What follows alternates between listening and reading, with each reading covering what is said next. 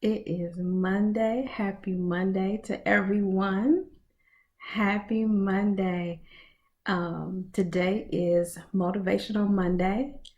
I am Janice Butler, speaker and author and founder of Woman of Character. And every Monday we come on to motivate you.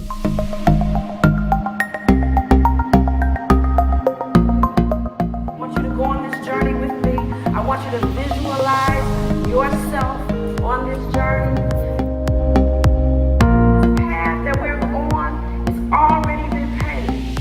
We're just walking it out right now. Happy Monday, Motivational Monday. And as always, Women of Character, we are here in hopes that we will motivate you for your week. I pray that you had an amazing weekend and that your day has been awesome, and that as we go through this week, you will find some encouragement, some motivation to keep going. So today, again, it is Domestic Violence and Breast Cancer Awareness Month. And so today we are going to be focusing on domestic violence. So today we're going to talk about how you can break the cycle. And when we talk about domestic violence, we all know that there is a cycle of abuse. A lot of people refer to the cycle because there are things that repeat itself. We know that a cycle is a circle of events, a circle of events that continue to repeat themselves. And so we're going to go through some of the cycle of events for domestic violence as they relate to domestic violence. And I'm going to share with you just, of course, a little bit about me and want to give you some tips and some motivation, some things to encourage you, because you might not be in a domestic violence situation, but 1 out of 4 women has, is, or will experience domestic violence. So although you may not be that one, you know somebody who has or who is in that situation, and you can help them. You can help them. Domestic violence is known as the silent killer. And the reason that it's called the silent killer is because we don't want to talk about it. We don't want to discuss the ins and outs and the whys and the what ifs, how we get into those situations, and then how can we get out of it. There's a lot of shame, there's a lot of guilt, there's a lot of just low self-esteem surrounded around domestic violence. And as an abuser, that is their main objective, is to control, is to dominate, is to get the victim to feel worthless, to not feel good about themselves, to forget who they are or who they were created to be. And a lot of times the abuser will use a victim's circumstances or their upbringing or their past or their pain or a need to enable to control or to dominate that person, when they can make you feel like that they're your savior, that they're the ones that are going to give you the help that you need or bring you into a place of well, then they've got you, right? So we're going to talk a little bit about how you can break the cycle. More specifically, how can you help break the silence or educate someone else on breaking the silence? So just to dive in really quickly, domestic violence, the definition of domestic violence is a pattern. It is a pattern of intimidating and assaultive behaviors or physical abuse directed toward your spouse or your intimate partner. Let me say that again. The definition of domestic violence is a pattern, I'm stressing pattern, of intimidating or assaultive behaviors or physical abuse that's directed toward your spouse or your intimate partner. Domestic violence happens in all forms. It doesn't start with the physical. Very rarely will you ever see somebody that comes up to you and says, hey, I like you, I want you to be my girl, and hits you or does something offensive, that you would just go along with that, right? So it starts with the verbal. It starts with the mental. It starts with the emotional. It can be financial. It can be sexual abuse. There are all types of abuse. And that's why I talk about the psychological abuse, because it's not always physical. You can be in an abusive relationship where someone is just calling you out of your name, and that's their vernacular towards you, or that's their opinion about you, and they may have never hit you. But abuse in any form is not okay. Abuse in any form is not okay. But domestic violence, as I said earlier, 1 out of 4 women has, is, or will experience domestic violence in an intimate partner relationship. Most women, we talk about women being victims, but I want you to know that men are also, or can also be, a victim of domestic violence. Again, it's not specific.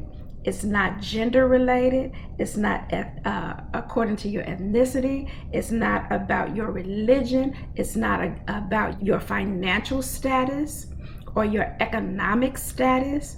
Domestic violence has no boundaries. It can affect anyone that will allow it to come in, whether you're a male or a female, whatever type of relationship. If you are in a relationship that is unhealthy, and I like to stress this, what one may think as normal does not mean that it is a healthy situation for you, because we've defined what healthy is. Healthy is what's natural, what's desirable, and what's normal. So your norm could be, you have seen domestic violence, you've seen your dad hit your mom, or you've seen physical abuse in relationships with, say, people that you know. That is not necessarily normal, because it is not healthy, nor is it desirable or natural. Nobody, again, grows up and says, I want to be abused. Nobody. Again, those traits, those thoughts, those emotions sometimes will come on us because we've seen something and we think that that's the way it's supposed to be or the way it's gonna go, but that does not make it healthy. And so I want to first define that normal versus healthy are 2 different things. And we want to see women, men, relationships. We want to see healthy relationships. And that's why we're spending time here about domestic violence. And as most of you know, I am a domestic violence survivor. So this is what I have been, why I'm still alive, to be able, so that I can be able to share with you things that I've learned, things that I've gone through, so that no other woman, no other person will have to walk in my shoes, so that no one will experience the things that I've experienced. And just to give you a brief synopsis of what I've been through, you may say, well, if you've been in this relationship or in an abusive relationship, what does that look like? Well, and I tell you, I had a hard time accepting that I was a domestic violence victim, because in my opinion, I didn't experience what I've seen. I know women who are being beaten on a regular every day. Their children are even being abused by the husband. They live in fear. I have seen this. I still see this. And that wasn't my story. I didn't live in fear. My husband didn't physically hit me on a regular basis. But any type of abuse, especially when it becomes physical, uh, puts you in that category of being violated and being a domestic violence victim. And so most of you guys know that on my third marriage, my husband, or estranged husband at the time, he held me hostage twice in a 3-week period, busted my head open with the butt of the gun, put a shotgun to my chest, asked me was I ready to meet my maker. I just knew I was getting ready to die. But it was the grace of God that I'm still here today. That was the first incident was when he put the shotgun to my chest, held me hostage at his house. The second one busted my lip open, raped me. And then the second episode or incident was at my own home when he came to my home with a gun, held me hostage. I was held hostage for over 5 hours. He busted my head open with the butt of the gun. He raped me again. And the police ended up coming in and killing him. Hostage situation was called, and the police ended up coming in, shooting him. And I do not want anybody to ever have to experience that. I know that it's happening every day, and especially while we're in this pandemic and there are a lot of people that are shut down or closed off in their homes or wherever they are. Abuse is on the rise. Physical abuse is on the rise because a lot of women live in fear and they don't think that they have anywhere that they can go. The abuser feels like she's not going to go anywhere. Where can she go? We're under quarantine. She can't get out. There's nobody here to help her. But that's the mindset of an abuser. But women, I want to let you know that there is hope out here for you. There are people, there are resources that will help you along your journey. I want you to know that as we talk about some of the characteristics of an abuser, where they want control, they want to demean you, they want you to feel helpless, they want you to feel worthless, they want you to depend solely on them for your finances, for your home, for your food, just particularly for your life. Men want to, abusers, let me refer to as abusers, want to control and to dominate you. Some of the forms of abuse, we've already kind of discussed that. Physical battering, although that doesn't always happen, it usually starts with the psychological and the emotional and the verbal abuse. Economic abuse, sexual abuse, destruction of property or pets. I bet you didn't think about that one. There's even spiritual abuse, where you are a Christian or you are someone, a believer, and you have a strong faith in God and you want to go to church and they tell you no. It's all about control. And if you buck the system, for the lack of a better word, if you defy him or her, or if you go against their so-called rules, there is a consequence that you or your children or your family end up paying. And usually that ends in some type of physical abuse. And so some of the warning signs, I want to talk really briefly about the cycle. There is, as I mentioned earlier, there is a cycle of abuse. There's 4 phases. The first one is the tension building stage. The second is the incident or where the actual violence occurs. The third is the reconciliation, or what we call the honeymoon phase. And the fourth is just the calm. And a little bit about each of them, the tension building. That's where some people, I used to think, let me say it like that. I used to think the first phase was the honeymoon phase, because of course you're in this new relationship, you're in love, you're excited, you like him, he likes you, he's giving you all these gifts, he's doing all these things. But actually the first phase is the tension building phase, when something begins to aggravate the abuser. Some type of job loss, lack of finances, sickness.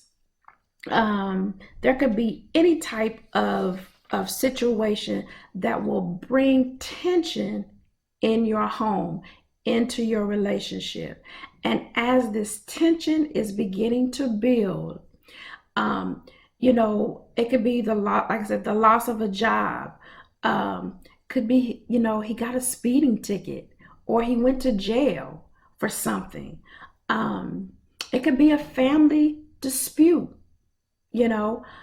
but as the tension begins to build, then the big blow up, the incident. You come home one day and you come home, you cook, you get the kids ready, and he's upset, he's angry, he's frustrated. You may have a clue, okay, something's going on, and you cook dinner, you guys sit down for dinner, and he doesn't like what you cook. So he knocks the plate over, or he starts talking about you can't cook. He starts demeaning you, and just things that kind of come out of the blue.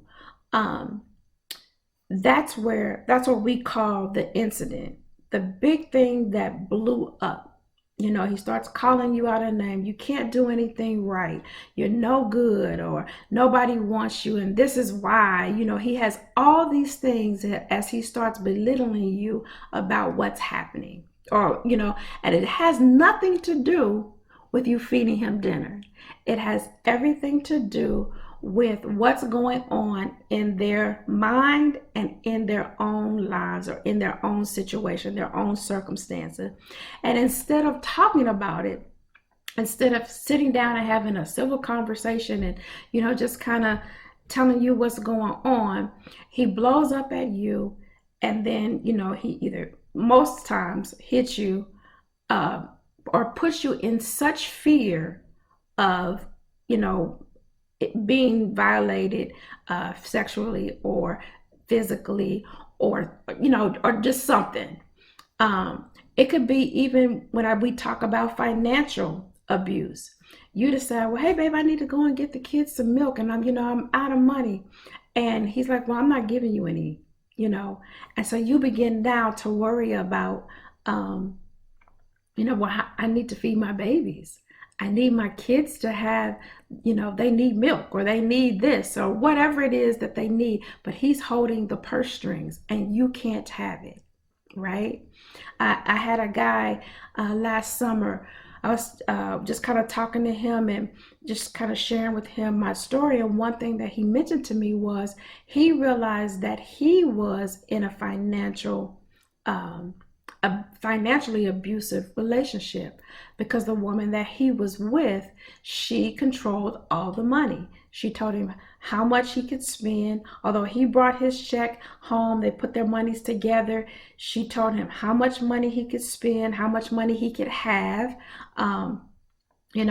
And come to find out, she wasn't even paying the bills. He was thinking all the money was going together, the bills, the housing, and all those things were being taken care of. Come to find out, she wasn't paying the bills. She was spending the money on, alcohol and partying and things like that. But yet, whenever he needed something, she would like divvy out the money to him, tell him yes or no, he could or could not have part of the money that he worked hard for. So that was a form of financial abuse. And a lot of the different types of abuse, they will they will intertwine, or they'll, you'll see, if you see financial abuse, you'll see some of the things that are causing those things: drinking, drugs. If you're in a relationship with someone who is very fond of guns, or uses, they always have their gun out, as a threat, kind of, or just kind of as the appearance that, don't mess with me because I'll hurt you, those type of things. Anything that would instill fear. Most abusers have those traits. But then the fourth stage, the third stage, once we get into that third stage, then we talk after that incident has happened, after the abuse, whether it be physical or a big blow up or an argument. Now you're confused. You're, wondering what's wrong with you. Am I crazy? Did I just misunderstand everything that's happening? What did I not do? Or how could I have handled this differently? We put a lot of guilt on ourselves as victims because we want to make sure that our spouse, our family, our children are okay. And so we don't really recognize or even acknowledge that what's happening is domestic violence. But after that incident, after that violence occurs, comes the reconciliation. I'm sorry. Comes the honeymoon stage. They have this remorse. They're sorrowful. They're afraid. Don't leave me. I don't want you to leave. I'll never do this again. I didn't mean to hit you. But along with that reconciliation comes that, but if you hadn't done this, I wouldn't have done that. They want to shift the blame. Or they threaten to commit suicide if you leave them. That's the manipulation. That's where they try to put guilt on you in an effort to make you stay. I'm so sorry. I'm having such a rough time. And one of the things I had to learn was you can't dictate another person's reactions to things or even their actions. All you have control over are your actions, how you react. And when people try to manipulate you or put guilt or shame or fear on you, that is a manipulation tactic so that they can again obtain control. And once we've done it, once we've accepted that reconciliation stage, over and over, and we go through this phase, these different phases. Once we've gone through them, I say more than once, then they know, okay, I can keep doing it. And it's hard, ladies. It is hard to say and to sometimes even distinguish what phase you're in. And let me say this. Relationships are not easy, and you will always have disagreements. You will have some sort of conflict, but no conflict, no disagreement should ever lead to abuse. If you can't talk it out, if you can't come to some type of resolution, if you can't come to some type of understanding of what's happening and then put some things in place, you may be in an abusive relationship. And I'm not just talking physical. I'm talking verbal, emotional, mental, psychological, sexual, financial. You may be in some sort of an abusive relationship. And that's where asking questions, seeking help, talking to someone can help you to know who it is you're dealing with, the type of person that you're dealing with, and what your next steps should or could be. Okay, so the fourth and last phase is the calm. Everything is fine. You've moved past it, And, we as women, we chalk it up. Oh, he was just mad. He didn't mean it. You know, um, I know he's sorry. He's really feeling bad. He's buying me all this stuff now. Nothing's happened. It could be 6, 7 months. Nothing's happened. We're good. Family's getting along. That's the calm. But then again, the tension begins to build because something else triggered him or her, the abuser. Something else triggered it. And so that's why we talk about the cycle of abuse, because once you begin to see the cycle, once you begin to go through this cycle and you can identify the tension building, you can identify the incident or the violence, you can identify the honeymoon stage or that reconciliation stage, or you can identify the calm, and then it happens again. You may be in an abusive relationship. Those things are happening for a reason. They're happening so that you can take a look at what is going on, where you are, and is this a healthy relationship for you to be in. So as we talk about those things, and if you guys have questions, please put them in the comments, because I want to be able to give you information that will help you to be able to one, identify whether or not you are or may be in an abusive situation. I want you to be able to recognize the signs of an abuser. It's all about control. It's all about fear. It's all about that person, the abuser being the dominant one and you being subordinate. And if you are not on an even playing field, and when I say even, again, as I said, in relationships, you're going to have disagreements. You're going to have situations where you just don't like each other. You made me mad about this, or he made you mad about that. But you come back together and you have a way of rebuilding, or a way of communicating your needs, and he has a way of communicating his needs. And that way is not in any way abusive, whether it be verbal, emotional, physical, or psychological. I can't stress that enough. Okay? So, breaking the cycle. How you can break the cycle. One, I want to talk about your character. I first want to say nobody, and when I say this, nobody should be afraid of their intimate partner.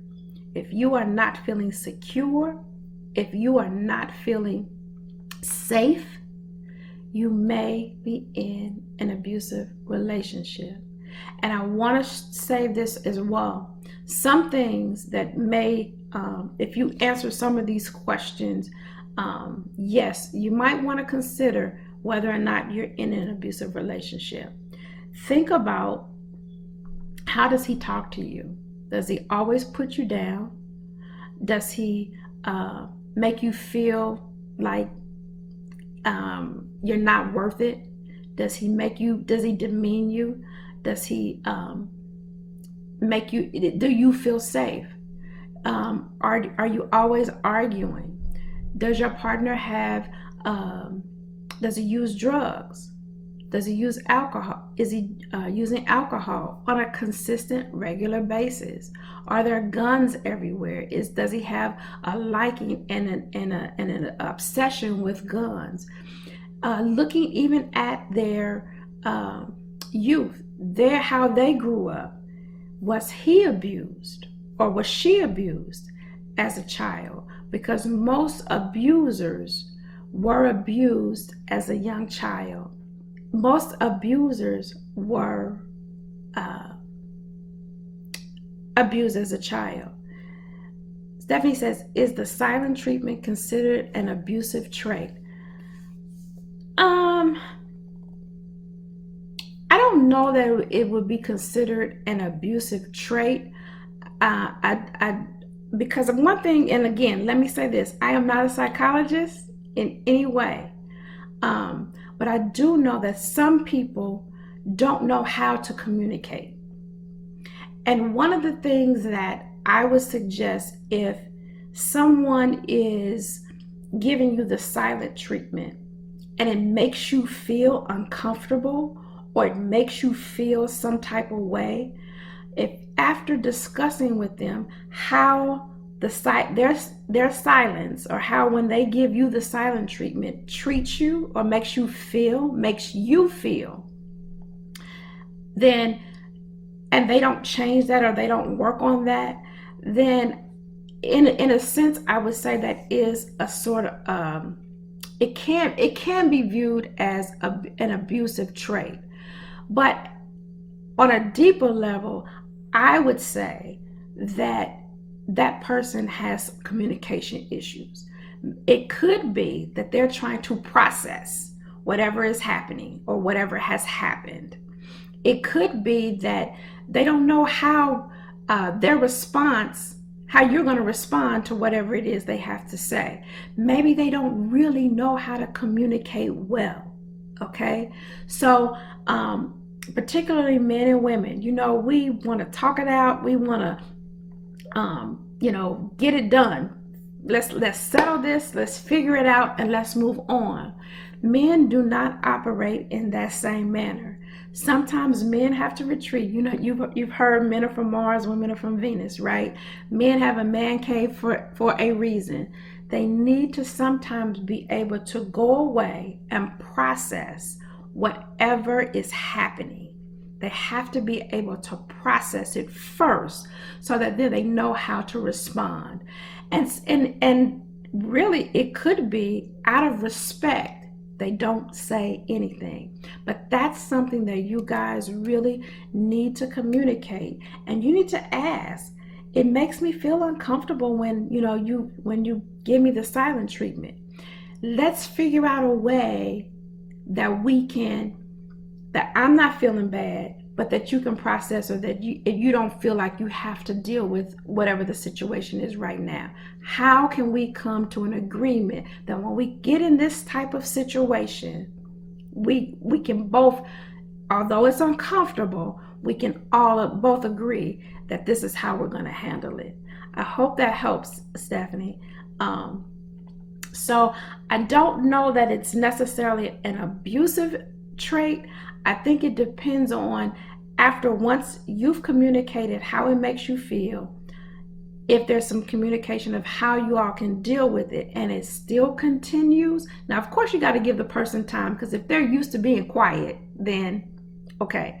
But give them some time, and if you don't see some change, then I would ask myself, maybe they're trying to manipulate or control a situation. Okay? So, but again, this goes to kind of a good segue for me in being self-aware. Being self-aware. One of the ways that you can break the silence, or help break the silence, and help not find yourself in an abusive relationship, is being self-aware. Know yourself. Know what makes you feel uncomfortable. Know what you like, what you don't like. That's why I could take myself out. I'm very aware of my quirks, my moods, my attitudes, my patience or my impatience, my tolerance with things. I'm very self-aware. And one question that I would encourage you to do is to take a tablet and write the words I am, okay? And then after that, write down everything that you are, or that you can identify yourself to be. I know, I don't travel well with everybody. So or I know that that I can only tolerate certain things. I know what I can and cannot tolerate. I know what I want to tolerate and don't want to tolerate. And we have to be okay with who you are. Okay? Being self-aware, know yourself, and give yourself permission to be who you are. Are there areas of growth that we all need? Absolutely. Can we all grow in different areas? Absolutely. When we get into an intimate partner relationship, will there be compromise? Absolutely. But you have to, one, know yourself. Be aware of who you are, how you're made up, what ticks you off, what doesn't tick you off, so that you know how to respond when that person comes into your life, or whoever that person might be that you might be dealing with. And the second thing, self-love. Know that you are the prize. Know that you are the prize. When you know who you are, and when you know that you are worth it, that you are the prize, there are a lot of things that you will not tolerate. You may allow some things to happen maybe once, maybe twice, but when you begin to see a pattern, then you know, you're like, can't do that. Which leads me to the fourth thing: set your boundaries. That's why it's so important to set boundaries. If you know you don't like a smoker, don't date a smoker.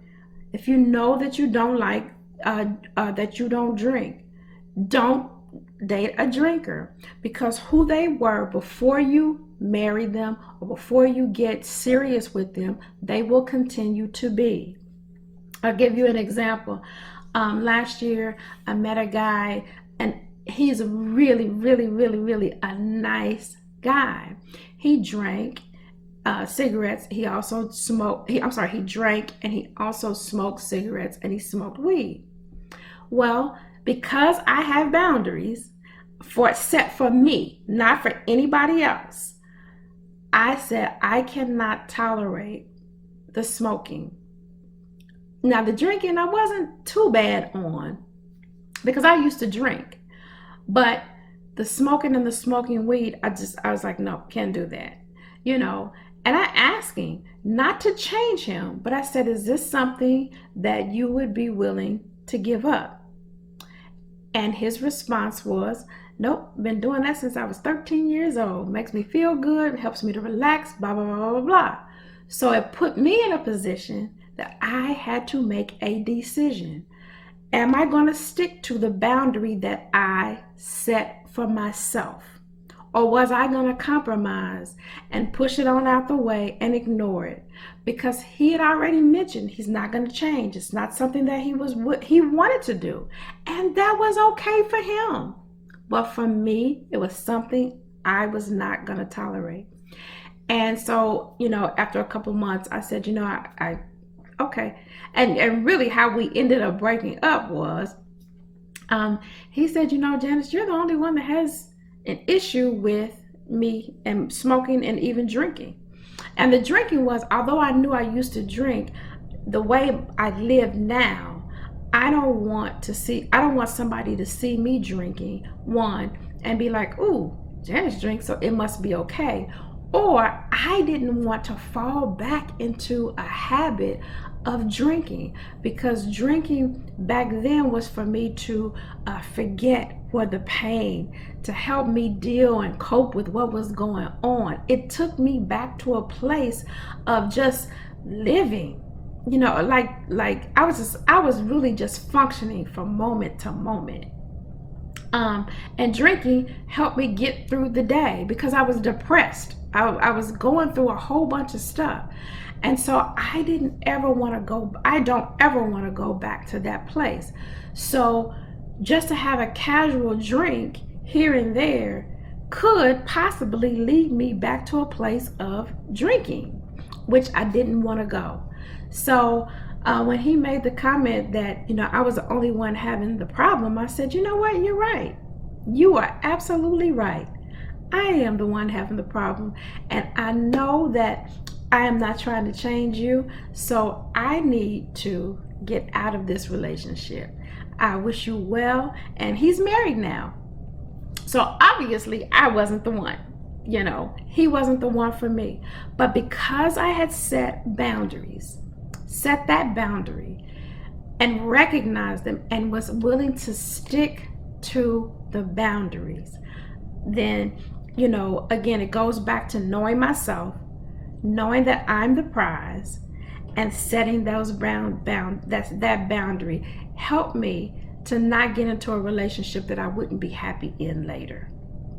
So the fourth characteristic is to speak up. Speak up.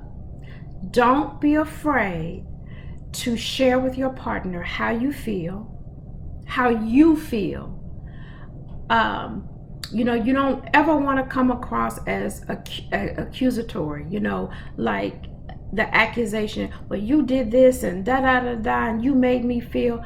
Well, just say, when this happens, this is how I feel. When we end up in this type of argument, or you say these type of things, this is how I feel. Because sometimes we have insecurities, ladies, that will rise up based on something that happens. We talked about triggers before, right? Some things will trigger old emotions or old thoughts or old feelings, and we think that we've suppressed them or that we've dealt with them, and we really haven't. So we want to take ownership of what has happened or what is happening and say, this is how I feel when you do this, this, this, and this. And if you are afraid to speak up, to tell your partner how you feel, how things make you feel, or that you're afraid, or that if he is trying to isolate you from your friends or keep you from your friends, keep you from your family, and you're a family person, if you can't share how you feel, you have to be able to speak up. If you are afraid to speak up, tell your partner how you feel, how things make you feel, or his actions make you feel, or the situation that you may be in makes you feel. If they're doing something that makes you feel unsafe, makes you afraid, makes you doubt what's going on, if any of those things are happening, speak up. And when I say speak up, I'm saying don't be afraid to speak up to the person, or don't be afraid to number 5, seek help or advice. Because again, you have to remember, an abuser's objective is control, and they control with fear. If they can keep you afraid of them, if they can make you walk on eggshells, if they can keep you under their thumb, as some say, you may be in an abusive relationship. Because you should never be afraid to speak up, share your voice, share your thoughts, share your concerns, share your insecurities, share your fears with your intimate partner. That's what a healthy relationship looks like. And so if you can't speak up, or if you have spoken up and there's no change, I encourage you to number 5, seek advice or help.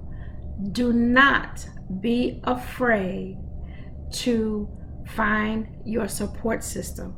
Find someone that you trust, that won't judge you, that won't say, girl, why don't you just leave? Or, he wasn't no good and da da da da. But someone who actually will listen to what you have to say and give you sound advice without being judgmental. Seek advice and seek help. Woman of Character, we're here to do that, to be that support. If you need us to just listen, because again, different situations call for different things. Again, I'm not a psychologist, I'm not a psychiatrist. All I want to do is be a support, to be a bridge, to help you to, one, get to the place that God has specifically for you. And you can't do that if you, one, don't know who you are, if you don't know that you are the prize, if you haven't set boundaries, if you're afraid to speak up, and if you are afraid to get help. Stay safe to avoid unhealthy or abusive relationships. And those are the 5 things that we here at Woman of Character want to help you to see in yourself, that you are the prize, that you are worth it, that you are strong and resilient, that you can get out of an abusive relationship and get out safely. Get out safely and stay out. That it's possible. It is possible. So lastly, I just want you to know that there are many, many resources out there that will help you. We've talked about, defining what domestic violence is. Who are the victims? It could be anybody. There is no, domestic violence is not discriminatory. It can happen to the best of us.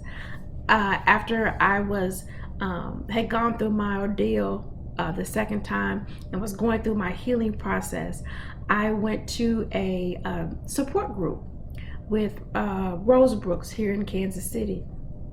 And I became one of the co-facilitators, and I saw lawyers, doctors, preachers' wives, your mom, your stay-at-home mom, your administrative assistant, people who work for the government, people who have their own business.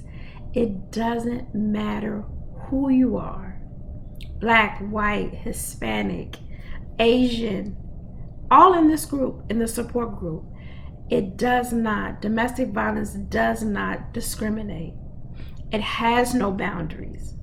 But we here at Woman of Character, we want to help you to be a bridge as you go through your journey, to help you know and to be able to just ask questions and give you some sound advice. And if you need further help, you can also call the National Domestic Violence Hotline. It is open 24/7, and that number is 800-799-SAFE. 800-799-7233. We want you to be safe. If you find yourself in a domestic violence situation, we want you to be able to get out safely and stay out. There are plans. We want to be able to give you a plan of escape. You don't just pack up everything and then decide to leave. I tried that and got my butt whooped. Okay.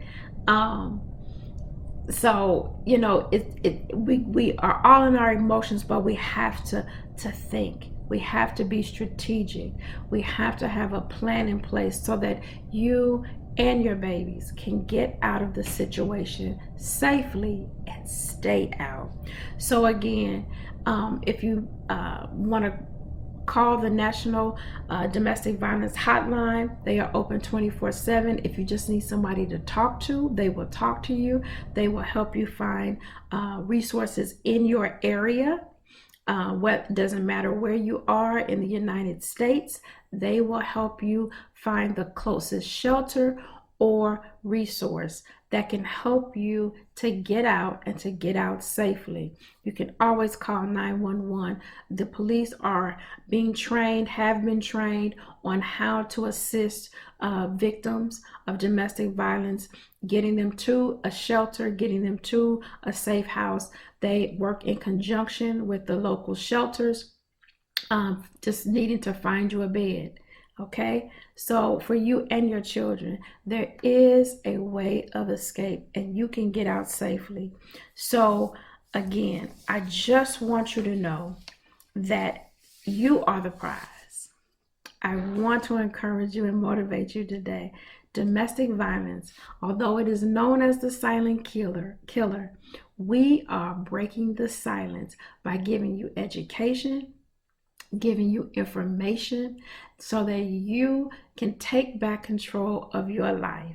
And so we here at Woman of Character, please, please, please connect with us. The information is up in the right hand corner. If you are on Instagram, follow us at WMOF and the word character, CHARACTER. On Facebook, our Facebook page is Woman of Character Inc., and that's woman with an A. Follow us on YouTube. Please go and subscribe to my YouTube channel at Janice E. Butler. We are giving you information not just about domestic violence, but as a woman how we deal with self-esteem, we deal with relationships. We want to help women we want to help them to hope, dream, live again after being broken. And there's so many things that go into us as women. And who better but another woman to help share with you things that you can do to have a healthy, successful relationship, because relationships do matter, and we are here to build healthy relationships. So I pray that this has been a resource or some information that you can take with you and that you can hold on to. And if you want to contact us at Woman of Character, you can do that by calling 816-945-0600.